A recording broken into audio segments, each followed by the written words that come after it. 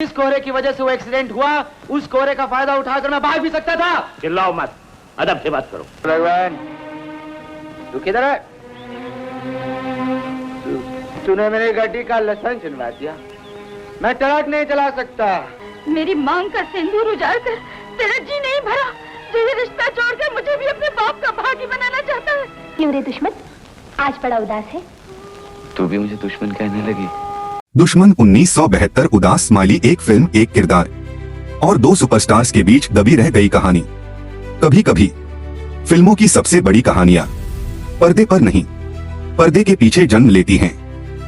और आज हम बात करने वाले हैं एक ऐसी ही फिल्म की जिसका नाम था दुश्मन।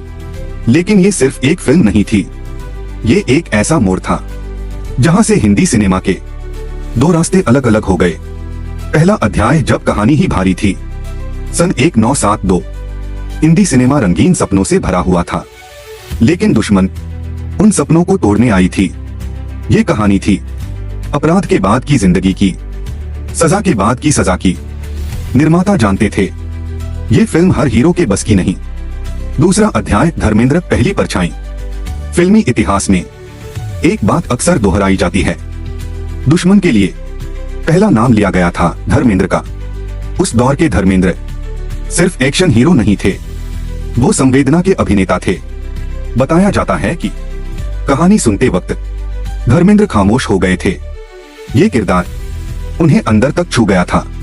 तीसरा अध्याय एक ऐसा रोल जो धर्मेंद्र को बदल सकता था। फिल्म समीक्षक मानते हैं कि अगर धर्मेंद्र ये रोल करते तो उनका करियर एक अलग दिशा ले सकता था, क्योंकि ये किरदार मसल्स नहीं, मौन मांगता था और धर्मेंद्र के भीतर वो मौन मौजूद था। चौथा अध्याय तभी आया सुपरस्टार। लेकिन उसी समय हिंदी सिनेमा पर एक नाम छाया हुआ था, राजेश खन्ना।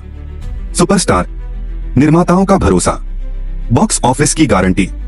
बताया जाता है कि फिल्म के आखिरी चरण में निर्माताओं ने अपना फैसला बदल लिया।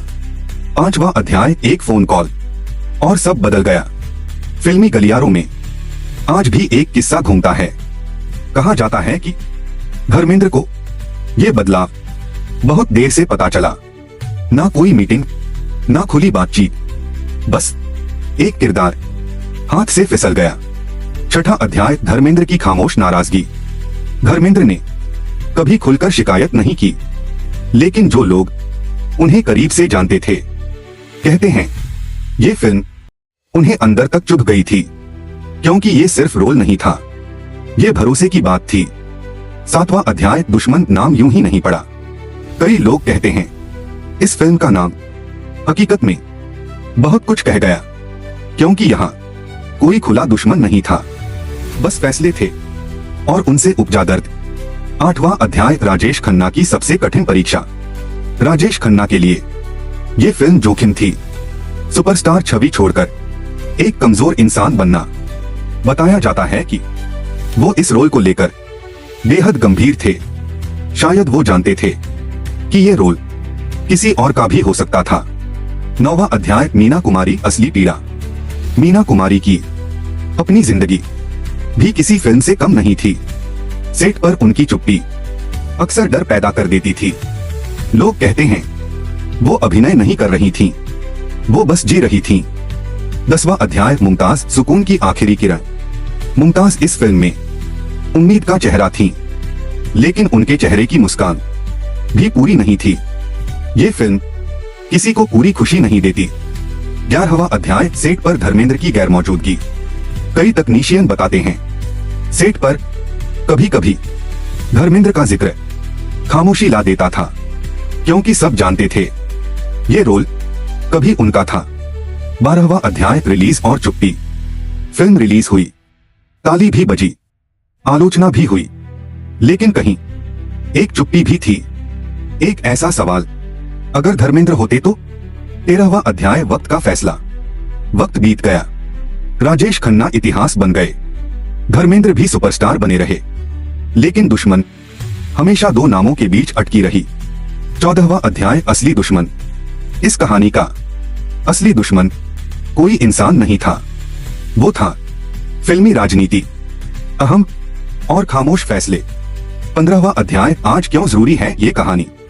आज के दौर में जब फिल्में 100 करोड़ की बात करती हैं, दुश्मन आत्मा की बात करती है और धर्मेंद्र की वो अधूरी मौजूदगी इसे और भी भारी बना देती है। कभी कभी जो नहीं हुआ वही सबसे ज्यादा याद रहता है। राजेश खन्ना ने जो किया वो इतिहास है, धर्मेंद्र ने जो नहीं किया वो रहस्य है, और दुश्मन इन्हीं दोनों के बीच हमेशा जिंदा रहेगी। दोस्तों, अब आपकी बारी है। अगर इस फिल्म दुश्मन में धर्मेंद्र होते तो क्या आपको लगता है ये फिल्म और ज्यादा सुपरहिट होती, या फिर राजेश खन्ना ने ही इस किरदार को वो गहराई दी जिसकी इस कहानी को जरूरत थी? कमेंट बॉक्स में जरूर लिखिए आपकी राय क्या है, और साथ ही ये भी बताइए आपको कौन सा हीरो सबसे ज्यादा पसंद है, राजेश खन्ना, धर्मेंद्र या कोई और अभिनेता? आपका एक एक कमेंट इस चैनल की सबसे बड़ी ताकत है।